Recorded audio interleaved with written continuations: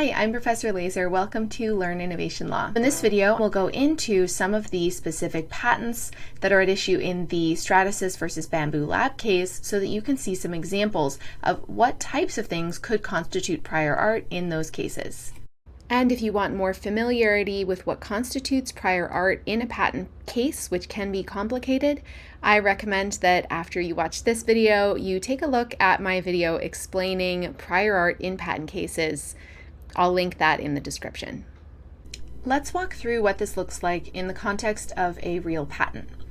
So I'll use the example from the Stratasys versus Bambu Lab lawsuit of the heated build platform and system for three-dimensional printing methods, which is patent number ending 660.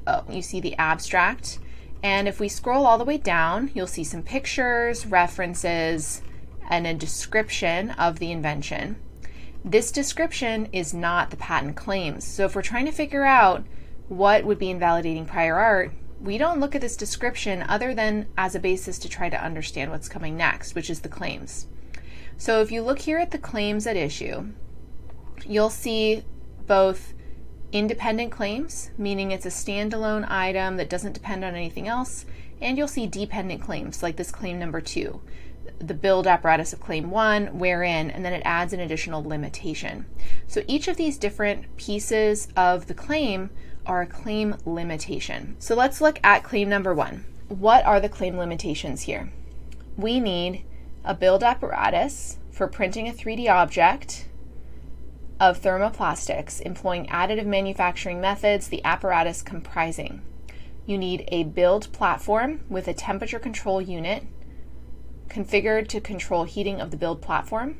You need a thermally conductive plate disposed adjacent to the build platform, means next to it, and you need a polymer coating attached to a surface of the thermally conductive plate, which is capable of facilitating adhesion and permitting removal without chemically or mechanically removing the polymer coating. So basically what they're saying here, and this is something that needs to be determined by experts because, of course, what they're saying needs to be interpreted not according to me, a lawyer, but according to an engineer who's skilled in the art and has an understanding of what the meaning of these words were at the time that this patent was filed. But based on a quick read, this would require that the polymer coating is something that's not going to come off of that plate. It's something that's going to stay on the plate. To invalidate this patent, we're going to be looking for items that are patents, printed publications, or manuals showing prior use by others that are before the filing date of this patent. Or there may be a situation where the grace period of 1 year applies and we'll need to be looking for things that are more than 1 year prior to the filing date of the patent. So in order for something to be prior art under the Novelty 102 section, we're going to need a piece of prior art that has all of those elements. So it won't be prior art for novelty purposes simply because there's a heated bed. However, if you have a piece of prior art, like a publication, prior to the critical dates, which may be a year or so before the filing, that has temperature control unit, thermally conductive plate or heated plate, and a polymer coating that's attached and not removable, that's when you might be looking at something that's going to be a novelty-based prior art. Now you might say, what happens if I have a piece of prior art that has one of these? How do we figure out whether that constitutes prior art for the patent? Isn't there some other way? Well, in order to meet the standard for lack of novelty under section 102, it actually has to have every claim element. However, there's another section 103 that relates to obviousness. You can sometimes have prior art that only has some of the claim elements, as long as you can show that the other claim elements would have been obvious to a person of skill in the art at the time that the invention was made. Another interesting thing that I want to point out about the heated build platform patent is that the original assignee is a company called Arevo, and this company is not Stratasys, obviously. Stratasys purchased this patent from Arevo. If you want to figure out, well, how did they purchase it? When did they purchase it?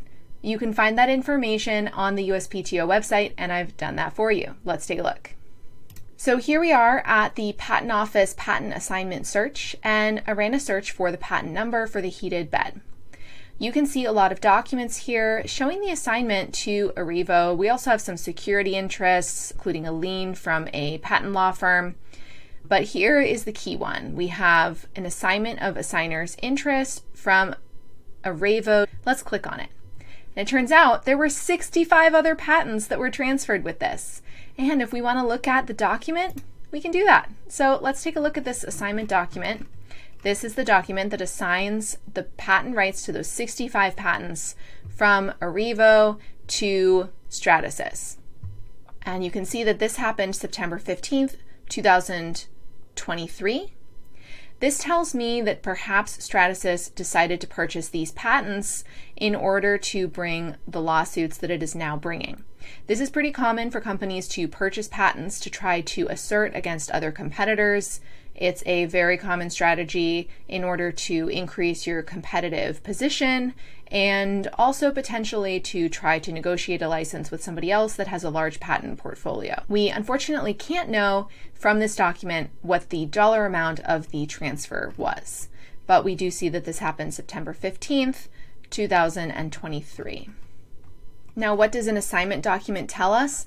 That means that Arevo transferred all of the rights to the patents to Stratasys, so Stratasys is now the new full owner of those patents. I looked up some information on Arevo after this, and it looks like they are now defunct or had sold all of their assets. Let's take a look at another patent in the Stratasys versus Bambu Lab case. This one is an older patent. It's called Method for Building Three-Dimensional Objects with Extrusion-Based Layered Deposition Systems. This one was filed January 31st, 2006. And interestingly, it also has this term extension. At the time, there was the potential to get additional length to your patent term for patent issuing delays. This is a patent that was filed January 31st, 2006, and that is before the critical date for the America Invents Act. Let's jump back over to our slide deck to figure out what constitutes prior art for a patent that was filed in 2006. First, we say the pre-AIA version of the statute applies. So let's jump ahead to that. We need to look not only at novelty, but also at statutory bar, but let's start with novelty. In order for something to be prior art to a patent that was filed in 2006 or any time before that critical date in 2013, we have to ask, well, when was the invention? We don't know that by looking at the patent. The patent doesn't tell us when the invention is. So we don't know by looking at the patent what could potentially be prior art to this patent. It might be the case that the invention occurred years before this patent was filed, in which case the key date for determining whether something is prior art under the pre-AIA model could be years and years before the filing. So for example, for a patent filed in 2006, you could potentially have a date of invention that was in 2003, 2004, and therefore you'd have to find something for novelty purposes that was well before that time period, or at least before the date of invention. We also need to look at statutory bar though. So if you have a patent or a printed publication, a public use, like somebody is widely and openly using this technology, or something that's on sale, even if it's a secret sale, if those events happen more than 1 year prior to the date of application for the patent, then that's going to constitute prior art for purposes of the statutory bar under pre-AIA section 102B. Let's jump back over to the patent for Method for Building Three-Dimensional Objects with Extrusion-Based Layered Deposition Systems. This is patent ending 357. So oftentimes you'll hear lawyers say something like the 357 patent. They often refer to patents by the last 3 digits. Now that we know that we're looking for prior art that could be before this date, but it might be way earlier than that depending on when the invention occurred that supported this filing. Now we're going to try to see, well, what does that prior art have to contain in order to constitute invalidating prior art under novelty? Let's look at claim number 1, which is the first independent claim. A method for forming a three-dimensional object using an extrusion-based layered deposition system, the method comprising generating a build path for building a layer of the three-dimensional object, wherein the build path defines a void region, generating at least one intermediate path in the void region, determining dimensions of the void region based at least in part on the at least one generated intermediate path, and generating a remnant path in the void region based at least in part on at least one intermediate path, wherein the remnant path comprises deposition rates that are configured to vary based on the determined dimensions of the void region. So to figure out what all of this means, you probably would need to read more of the background of the patent. If you scroll up a little bit to the description of the patent, it can help you try to figure out what some of those terms mean. And here you see some of the reasons why they have the invention. This is an invention that's trying to increase the structural integrity, reducing the porosity within the 3D object, preserving the structural integrity and the sealing properties of the 3D objects by depositing build materials into small void regions and thereby increasing structural integrity. So that can help us figure out the meaning of these claim terms. If you look at the Stratasys lawsuit against Bambu Lab, you'll see that the claim of the 357 patent that they assert to be infringed is Claim 15. Claim 15 recites a method of forming a three-dimensional object using an extrusion-based layered deposition system, the method comprising generating a build path for building a layer of the three-dimensional object with a plurality of first deposition roads based on a first road with resolution, wherein the build path defines a void region having dimensions that are smaller than the first road with resolution along at least one axis, and generating a remnant path in the void region for filling at least part of a cavity corresponding to the defined void region with a second deposition road based on deposition rates that are configured to vary based on the dimensions of the void region. So this patent claim has a few elements. We require both generating a build path and generating a remnant path in the void region for filling part of a cavity. The purpose of this patent, as described in the patent description, is to increase the structural integrity of the build, making sure that there are not empty cavities that are sitting around. So you can imagine that this could potentially be infringed not only by someone who's manufacturing and testing 3D printers, but also by customers. Now, how could you be held liable for something that your customers are doing? This is through a theory called indirect infringement liability. And basically, if a person or a company is instructing somebody else on how to use a patent and is providing the materials through which they're doing that, then they could be liable for indirect infringement. There's also a number of other ways in which one could be liable for indirect infringement, but that's one of the primary ways. Another could be supplying materials that are made or specially adapted solely for using that patent. We have a lot of patents at issue here, and some of them are relatively old, some of them are new. Let's do a quick walkthrough. So in the lawsuit that ends in 644, we have the 713 patent, which is called Additive Manufacturing Method for Printing Three-Dimensional Parts with Purge Towers. This involves purge towers that are used when switching between materials to help make sure that you have a nice, clean print that doesn't have bleed between colors. We also have a patent entitled Heated Build Platform and System for Three-Dimensional Printing Methods. This is one that relates to a heated bed with a non-removable polymer coating that allows for adhesion and removal of prints. We also have patents 698 and 381, which relate to methods of detecting force against an extruder or detecting contact force to try to improve the print. Then we have another lawsuit, the 645 lawsuit.